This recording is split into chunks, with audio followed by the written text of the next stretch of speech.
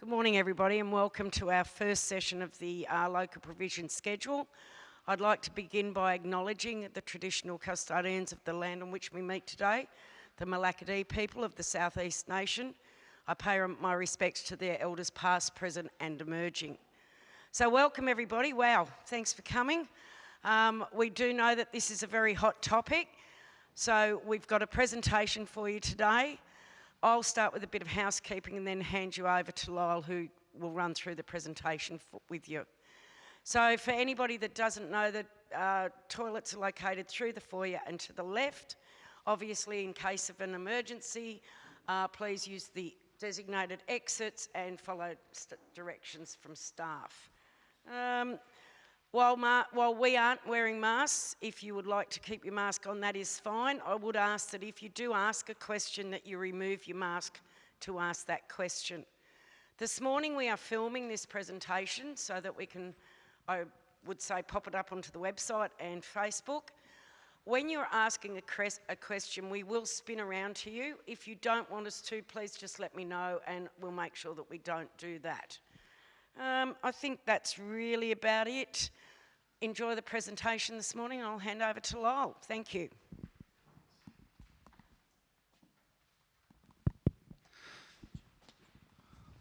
Thanks, Lisa. And yeah, thanks to everyone for coming through.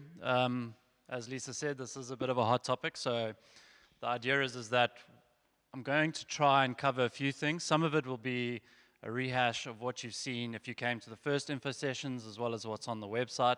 But the idea is, for the first part, is to get everyone on the same understanding in terms of broadly what a planning scheme is.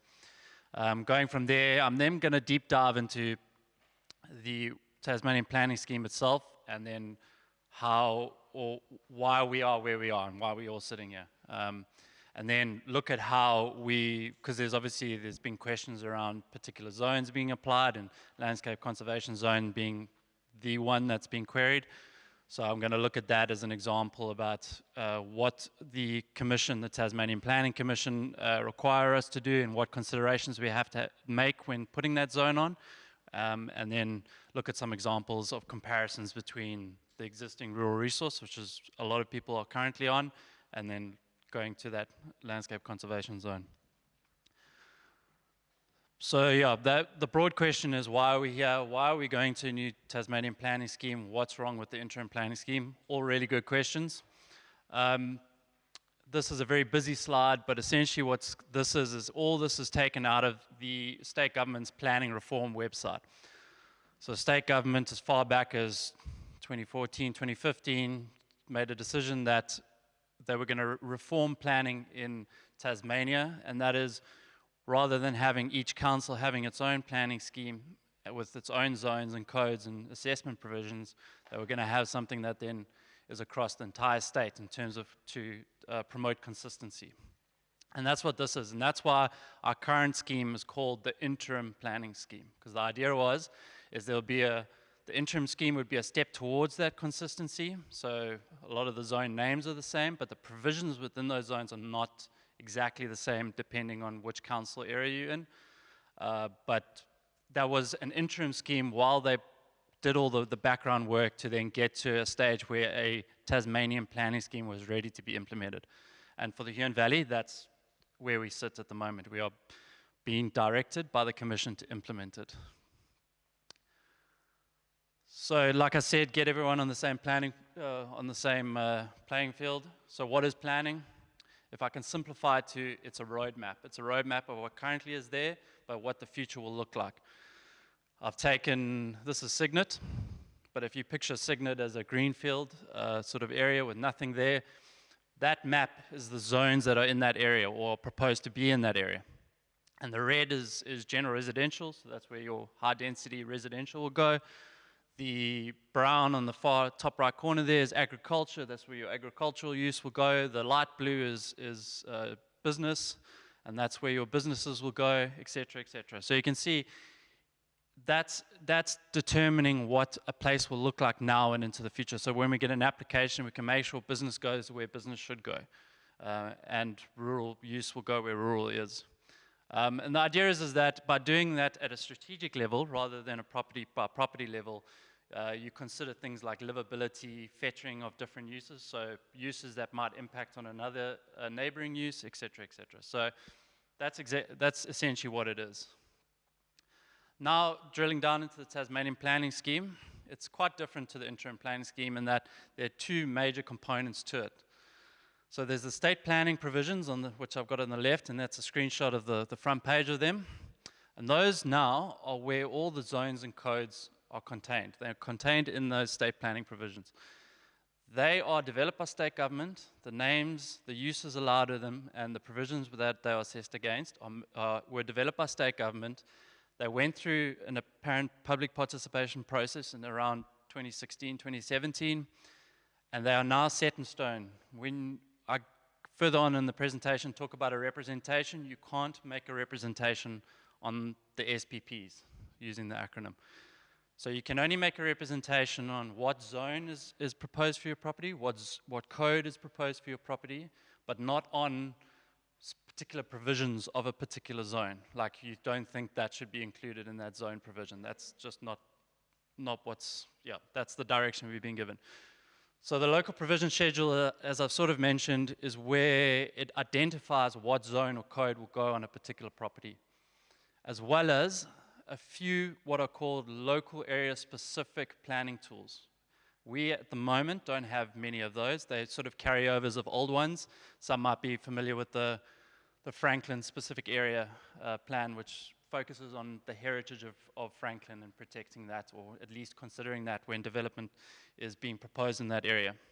But for the most part, where we sit currently in terms of the tools in front of us for the Tasmanian planning scheme, we rely heavily on the statewide zones and codes that are contained within the SPPs.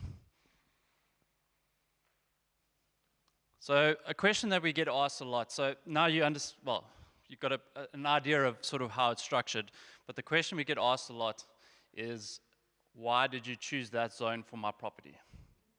So the Tasmanian Planning Commission, acting obviously on behalf of state government, developed what they termed guidelines, but essentially are the criteria we have to consider when applying a zone to a property.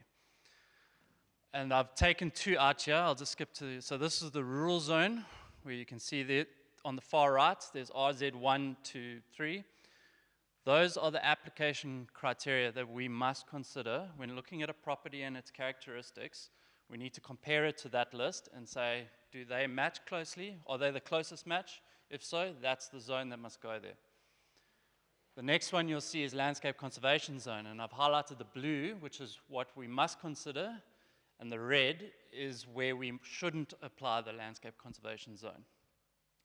So I'll just highlight two things. So the red top there, you'll see the first thing to consider when applying rural zone is that it's applied to an area with no or limited potential agriculture for a variety of consequences, but ultimately is not more appropriately included within the landscape conservation zone.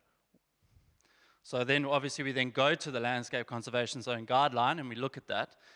And you can see if you had to summarize LCZ 1 to 3, it's talking about areas of predominant bushland, areas of contiguous vegetation across multiple property boundaries, areas with hilltops on ridge lines, those sorts of features. And the other important point is it's also areas where there's existing environmental living zone, but it's not an area where we want to see densification of residential use.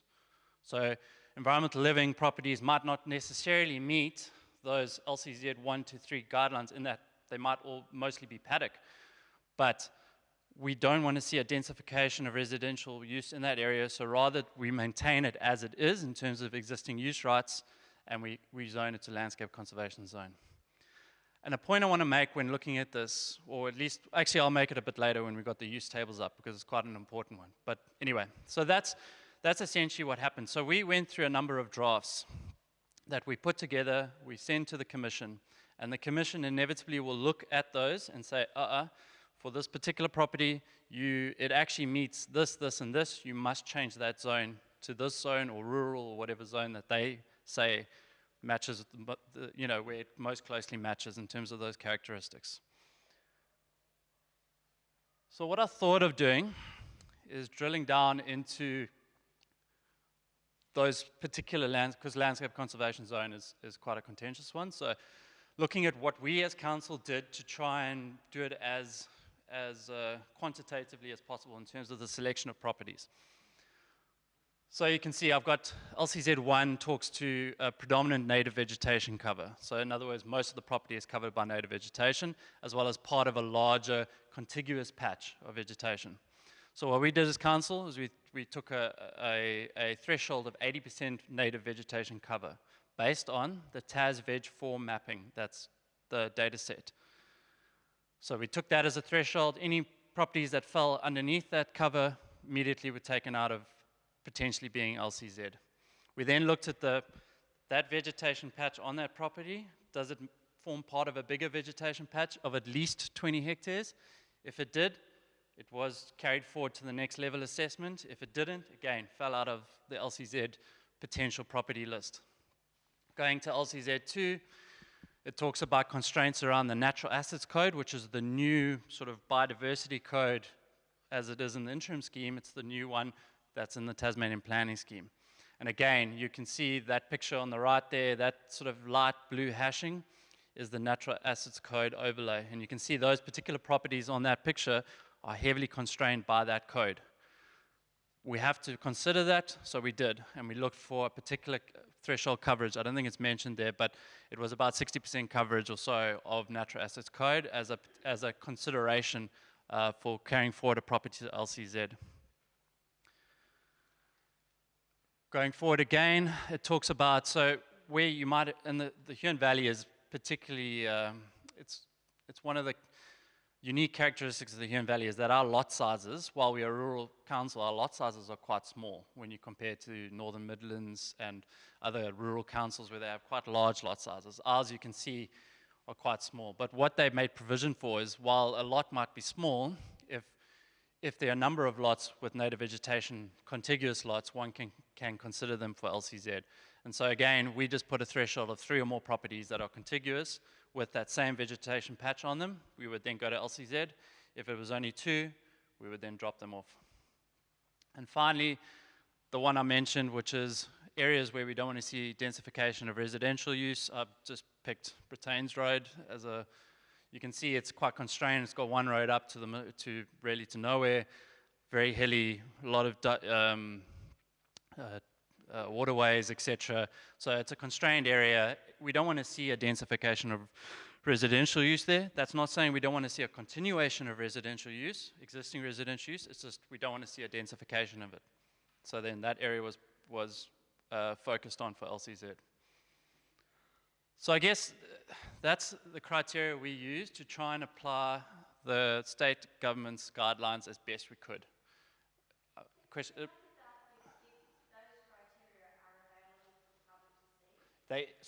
Yes, they are. They are those criteria. The guidelines are on the state website. What we did is we did this info pack here. So you can see Section 8A guidelines. We put the link to the guidelines. Also, what we did is we then printed out the landscape conservation zone guidelines themselves, and we put them hard copy in this pack here. For all of the other zones as well. The other zones, go to the link, and you can download for all of them. Yep.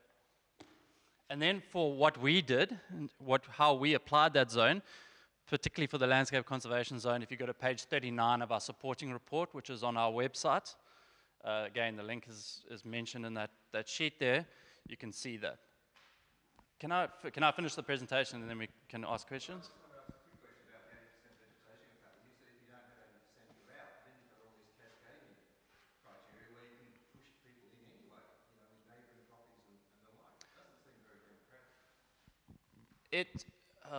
Democratic. Okay.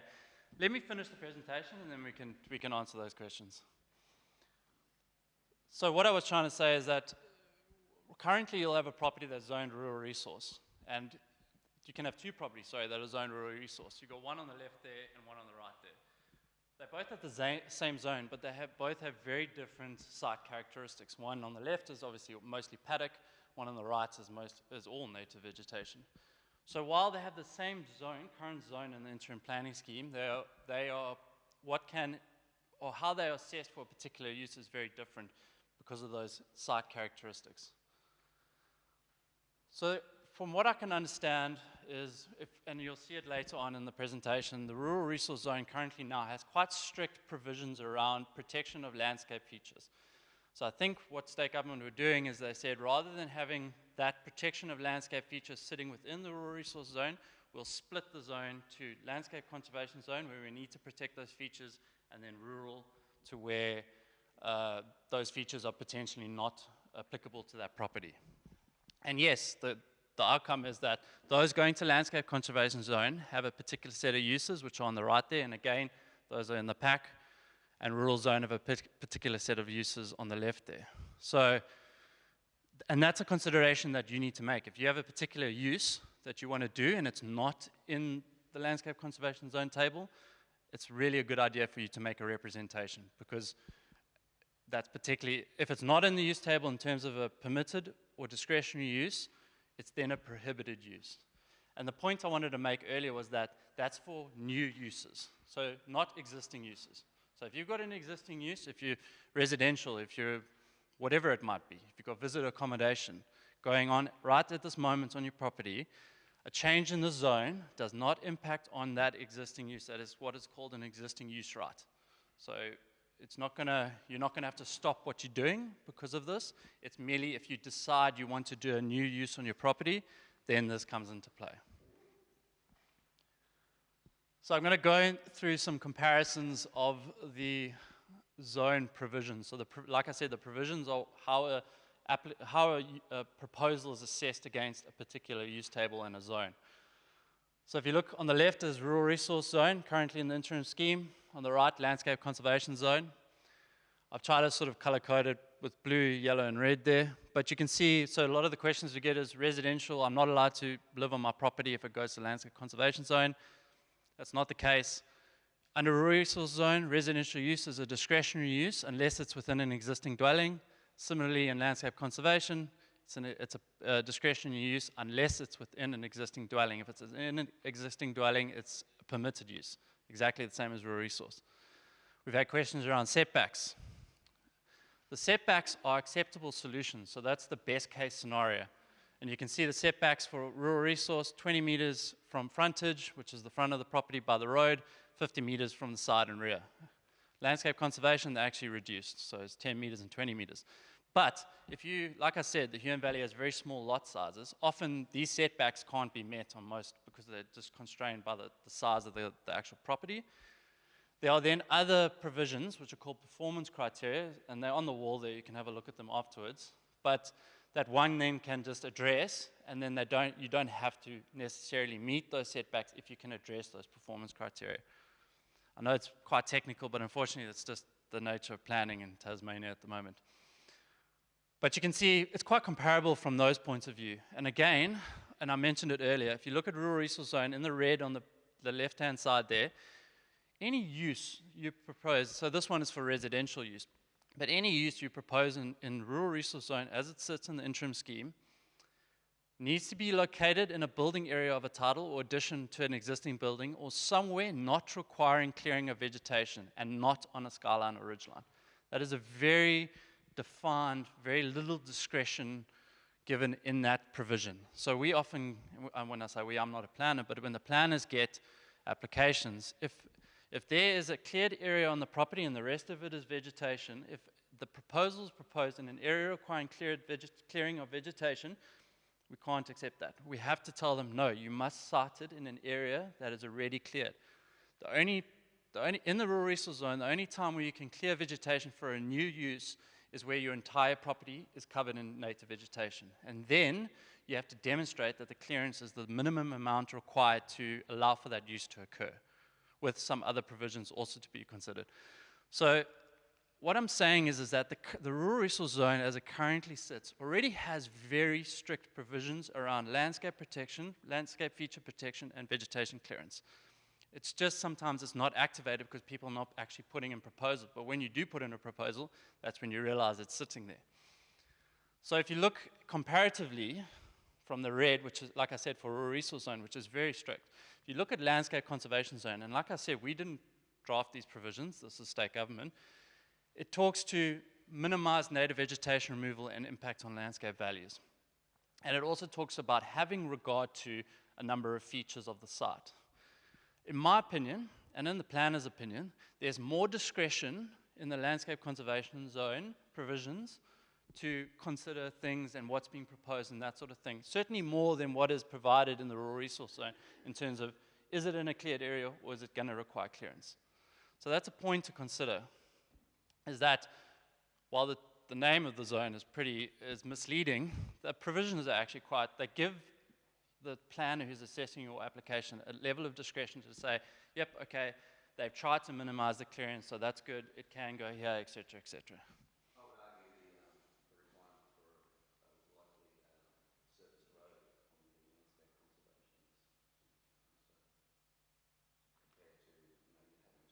compared to you having to have a formed road council maintained. Yeah. I think that's a bit of an issue. That is, it is. But that's not only for, that's in with a few other zones as well. And that's clearly, again, that's potentially a policy decision made with state government that they decided that they wanted to avoid easements or something along those lines. I can't talk to why that was included. I 100% agree with you that that is something that needs to be considered. But yeah, again, there's still provisions in there that allow for consideration of some of those features. So let's say you've already got an easement that you've upgraded and have an existing driveway on. Those things are considered in some of the zones. But yes, I agree. But it's not only for landscape conservation. There's a few other zones where that provision around a formed road is in there. So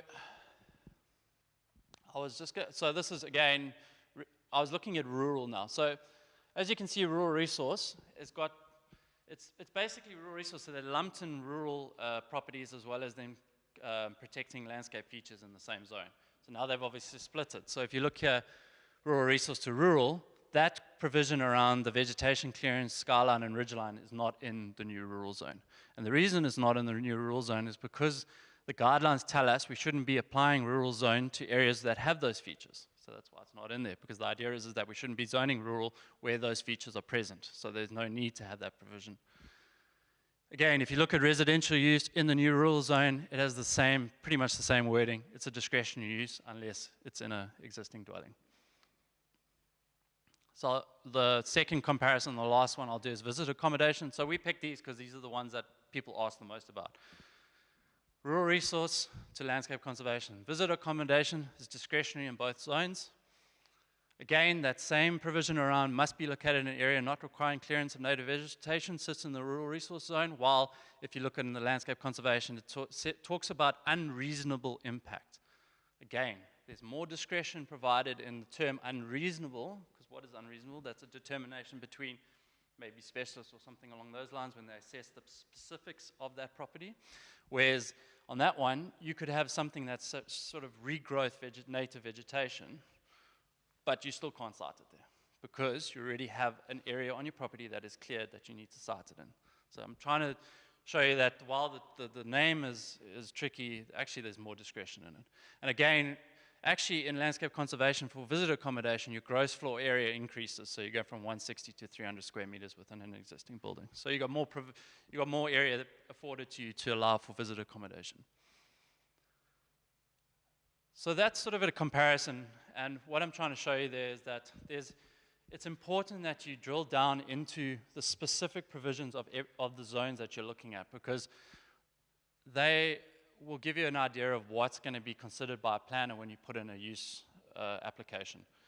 But I want to make it clear that this is cut and dry. So what use is permitted or discretionary within a zone is set in stone within those SPPs. So if you make a representation, let's say you don't want landscape conservation zone, you want rural zone, because let's say, for instance, while the mapping says that your property is covered by 80% vegetation, you as the landowner know your property best, and it might be the fact that it was misidentified in the mapping, but we can only use the mapping. But you can say, actually, it's not this, it's this. You give the figure whatever it might be, or you can just say that the mapping is incorrect. I think we should be going to rural zone based on the selection criteria. By doing that, you then allow yourself to be considered for the uses that are in that table rather than those. But you can't say, I want landscape conservation, but I also want to be able to do a prohibited use. You can't do that with a rep. Can't you have split zoning though? So split zoning is a good question. We, in one of our drafts, did an exercise where we wanted to us, split zoning, especially in the Huon Valley, is a useful tool, because to try and categorize properties like that into like one or the other is difficult, because there's some properties where we have significant agricultural land, so a really productive agricultural land over one half of the property, but we have threatened vegetation at the top of the property, which inevitably is the steepest slope. Okay, there you go. So what we did is we did an exercise where we actually looked at that and we proposed split zones for those properties. That draft then went to the commission, and the commission made a statement and asked us to discourage us from using split zones, because they don't like it as a way to zone a property. They want a one or the other. So for us as the local council, we see it better to, because yeah, you want my personal opinion, it's a silly way of doing it. When a property has multiple different features and different potential uses that can occur in it, why must we limit ourselves to only the one zone that at most? So basically the instruction we got was the zone that's the most predominant on that property is the one that you must put on it. So if you make a rep on that, and I have been encouraging that, you can make a rep saying, I think my property should be split zone. And if we get enough of those, we can, as council, also say, do you remember the draft that we did where we had split zones in it? Can you see that the community supports us, that they think split zones is a way to address some of these disparities between the characteristics of my property? So, good question. So going forward, I just want to point out one other thing about the rural zone. The new rural zone has a lot of uses in it, which is obviously, is sort of desirable to some.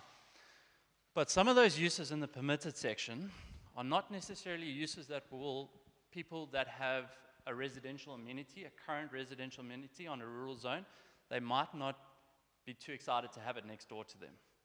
So if you're on a rural zone, or in the new scheme, and your property next to you is on a rural zone, there's potential for these uses that I'm going to highlight now to be proposed on the property next door to you.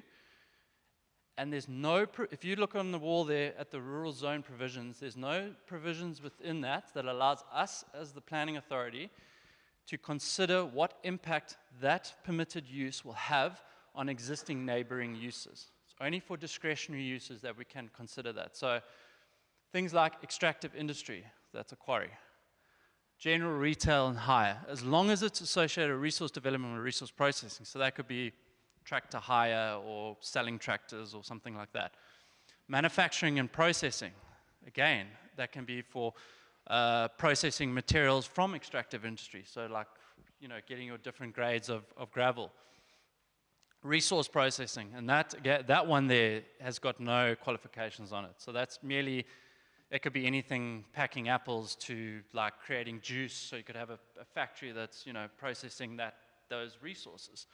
Those are all permitted, and again, then storage, it talks about contractors' yard, liquid and gas fuel depots. You need to consider if and this is not for everyone, this is only, it's a consideration that everyone should make, but it depends on what use is currently on your property. If your use is, say, a primary residential use with sort of a hobby farm and a lifestyle block, some of these uses might not be something that you want next to you. And so, when we look at the zones, and this is just our opinion, is that when we look at the zones, in some cases, because existing use rights are not impacted by the new scheme, if you've got your existing uses, say a hobby farm, it might be in your interest actually to rather go to landscape conservation zone if you're not proposing a use in the future that obviously is not on the use table for landscape conservation zone. But it might be better to go to that zone because then you limit the risk of these sorts of uses occurring around you and particularly potentially impacting on your existing amenity of your property. And when I say that, we would be happy to continue operating under the existing scheme. We are directed to move to the Tasmanian planning scheme. What I'm trying to do here is give you the full picture. And ultimately, I'm encouraging you to put in a representation if you don't agree with what is being proposed for your property. We have done our best as the local planning authority to apply the zones and codes to the properties. If you don't agree with us, we encourage you to put in a representation because that is the only way that you can ensure your considerations and your knowledge of your property, which is likely to be the best knowledge there is considered by the Commission when it comes to their assessment of our LPS. That's an interesting stance, though. Now we effectively have to pay money to make a representation. Where Yep. if you guys had any uncertainty, you might want to look into that. What about that? It's a good question. So we, as local councils, there was a meeting in 2018 where we met with the state government, essentially, and said, we're concerned that by doing all this background work, and then we get to the stage, it's supposed to be 60 days, we've managed surprisingly, we've been allowed to extend it to 90 days. We said, we think we should be doing it in a stepwise iteration engagement process. So we do a draft, we say, hey, this is our draft. What do you guys think? You get comments. That's the best way to do it. I totally agree. We were strongly advised, and I've got the letter by the minister, that by doing that iterative engagement, we're going to confuse and whatever, digress from the key goal, which is to get the TPS operational across Tasmania as quickly as possible. In their opinion, they said 60 days was more, and I'm sort of half quoting the thing, more than enough time for someone to make formal consideration of that. We raised that 2018. We said this is not the way to do it, but yeah. And then nowhere in that letter does it say it's a confidential letter, so it, anyway. It's not. It's not. It's not confidential, though. It's not confidential. Sure. Can you flick it to me? I'll put it up on the page. Yeah, Yeah. sure. Talk about the happy I think, yeah, and I think the reason I'd say that is because we need to be clear, we need to be transparent with you that some of the concerns that you guys are raising, we actually share, and we have raised those. But we are constrained. We're constrained by the changes to the Land Use Planning and Approvals Act, and by how we are directed to do things. Ultimately, those changes to LUPA, that act, take away some of the discretion we had around this sort of stuff. Like we have no appeal. If the Commission say change that zone to that zone, we have to do it. We can't say no, we disagree. So that's just an example. Now you're coming along with a new zone that's going to constrain that activity. And that's it. And that's why we're trying to say is that, we're not. Yes, there's a new zone coming for your property that might constrain you, and that's why it's important to do that. But one of the queries around the professional advice versus just putting in a rep. So about 3 or so weeks ago, we were noticing some of the reps were coming in without sort of like a lot of supporting information supporting that change. We wrote to the Commission, well actually I phoned the Commission and said, are we able to contact those people and to say, hey, you might want to consider maybe just putting a bit more justification in that just to make sure that your rep is considered. The Commission directed us to say, no, don't get in contact with them, but get them to just keep that rep, make sure it's in the report, which obviously we'll do, that we are required to do in terms of the Act, and the Commission will potentially contact you if they feel there needs to be more information added to your representation. So that, once we got that information, we're trying through this process, this engagement process, and encourage you just put the rep in. Put the rep in, and at least then the Commission will then look at it and say, okay, it needs more information, and potentially, I can't talk for them, but they told me that they would then get in touch with you and say, hey, you might need to support your rep a bit better. Is there a reason why we weren't notified in writing that our property was going to change from one zone? Yep. So it's sort of linked to the same question. So the LUPA the Act was changed, and it requires us to advertise, I think, in one regional paper twice. So at the start of the exhibition process and 2 weeks into the exhibition process. That's a legislative thing. Then the question was raised around, can we do further informal engagement beyond what LUPA says? And that's going back to that letter then saying, guys, we don't want to muddy the waters. If I translate what they said, we want to just do what LUPA says, get it done, get it through. So yeah, but ultimately, yeah, that's what we did. but we've actually gone beyond. We've done, you know, a number of info sessions and that sort of thing, and we've tried our best to get it out there. What we did also to make representations as easy as possible is we put an online rep form. So there's a minimum amount of information that needs to go into a rep for it to be valid. That minimum information is there on the bottom left. Again, the slides and this presentation will be put on the website, so you can go back and have a look at that. It's also on our website under the Have Your Say section. But ultimately, there's this online form on our website. The easiest way to put in a rep, in our opinion, is to use the form. It makes sure all that minimum information is in there, and your rep is then for a valid representation. And that form then gets filed and put into our representation report, which then goes to the commission. Anyway, I've already spoken about the process where we sit. We sit at the bottom here around the draft LPS. The next stages in this process are that we get your reps, we put them in a big report, we send it to the commission, and the commission then start their process around considering those representations. If your representation is successful, the commission will then, as I said, direct us to make a change to the LPS. Let's say it's changed from landscape conservation to rural. They will direct us to make that change. We have no provision to appeal that direction. We will make that change. The LPS is then accepted, and the Tasmanian planning scheme then becomes operational. At this stage, I would guess, and it's purely a guess, October, November, potentially the TPS becoming operational. And there's some considerations when making a rep. But going back to your point, it is, the reason why we keep saying get professional advice is because that's going to give you the best chance you have, because they know how to draft a supporting argument that the commission will potentially accept.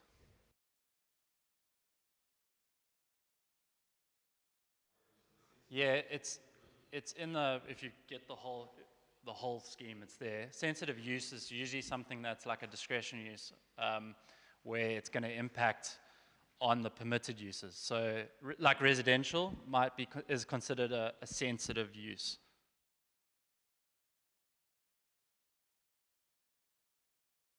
%, 100%. And there's the basis of your rep, is that sort of information around. So we've already received some reps around the Aggregate Zone. And again, one of our earlier drafts actually had quite a lot of rural in it and a reduced level of aggregate based on soil capability mapping. That wasn't accepted, so we had to change to it's a layer on the list map if you're interested. It's I think it's called potential agricultural land, and it's a very broad mapping that state government did. But there's your rep. So we've already received reps where they say, my soil capability is soil capability 6, which is like marginal grazing, or my topsoil depth is very shallow, or whatever. I'm constrained by X, Y, and Z. To do an agricultural activity on this land is not going to be feasible.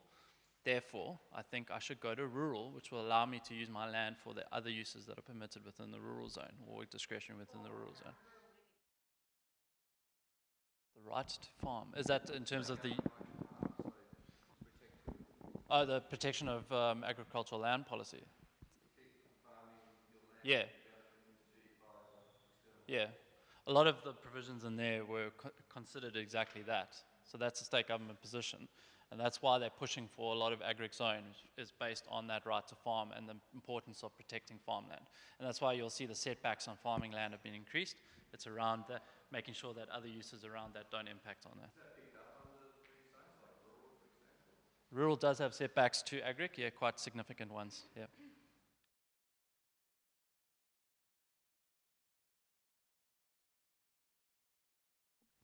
No, not necessarily. In terms of those application criteria, no, it doesn't.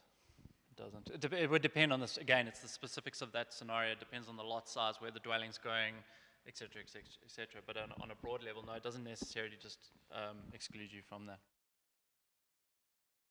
Hi. I think it's Section 12 of the LUPA Act. Don't quote me because it's not in front of me, but I think it's Section 12. And under Section 12, there's quite a number of requirements to demonstrate an existing use right.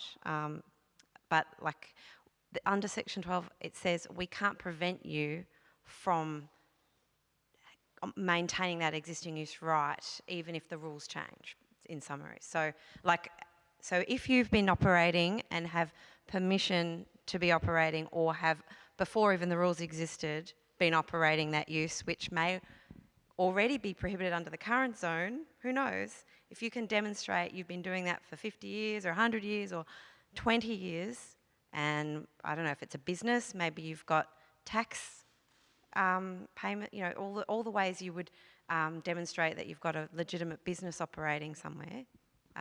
So basically Section 12 of LUPA, it talks about even if the rules change and you are operating an existing use that was legitimate up at that point, and so to demonstrate legitimacy is like if it's been ongoing and you've got the right to do that historically, we can't force you to stop. There is a point where if you do stop for a period of 2 years, that use, then you no longer have existing use rights. And it's two full years, so you could be doing the use for a month of that year, or, you know, so it's still ongoing.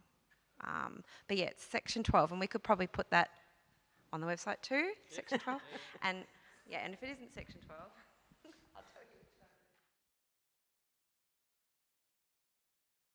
one.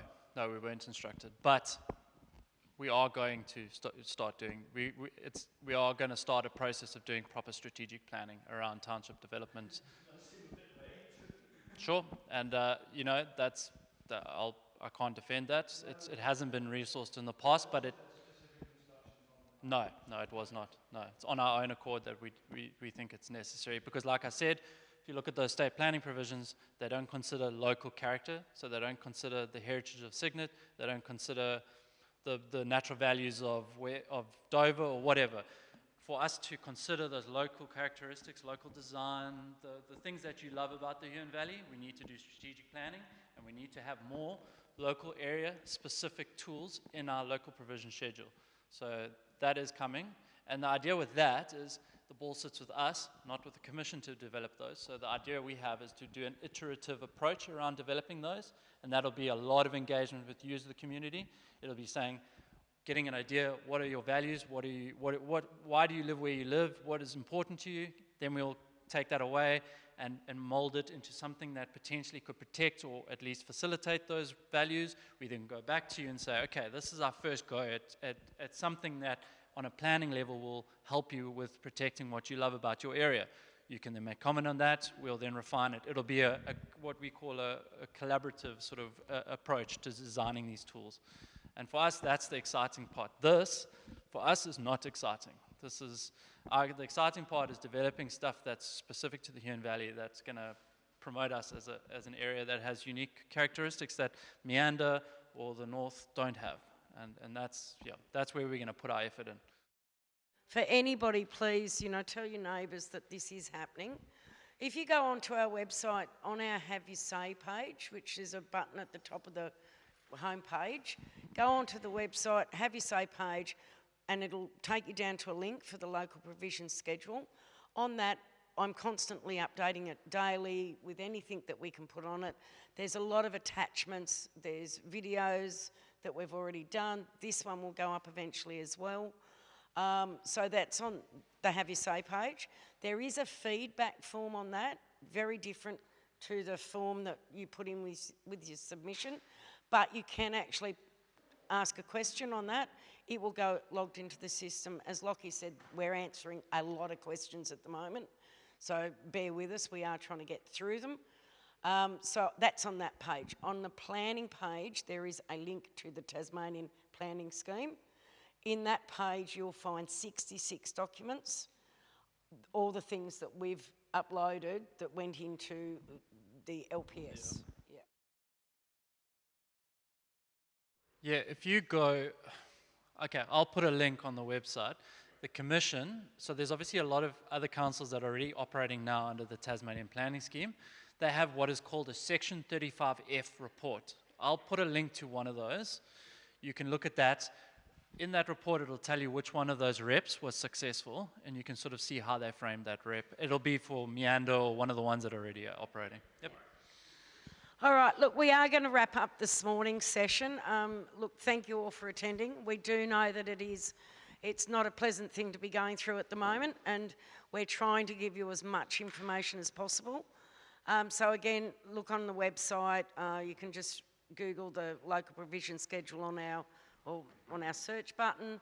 I am available down, so I'm the community engagement officer, and I am available down at the hub.